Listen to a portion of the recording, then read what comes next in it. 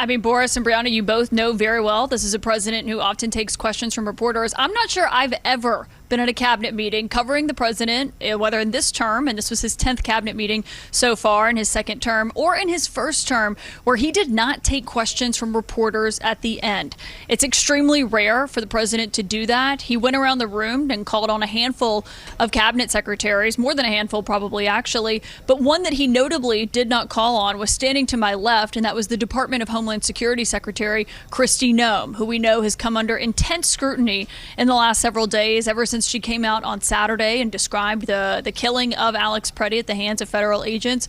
described him as a domestic terrorist, and obviously described something that was not later borne out by the videos of what happened. And I just think it speaks to the moment there where there have been a ton of headlines generated around Minneapolis, what's happening there, especially with the president changing his leadership on the ground and sending in his border czar, Tom Homan, as he was there this morning speaking with reporters. That did not come up at all during this cabinet meeting. And we were in that room for probably over an hour and a half as the president was talking about the economy, the Fed chair, housing, all of these other matters. But not once was Minneapolis brought up during that meeting. And obviously no questions about it were asked to the president because he did not take questions, despite talking during the cabinet meeting about how he believes they are the most transparent administration ever. It is incredibly rare for the president not to take questions. And I do think it says something about the mindset of this White House, as they have been facing questions even from Republicans about their handling of that killing of Alex Preddy on Saturday,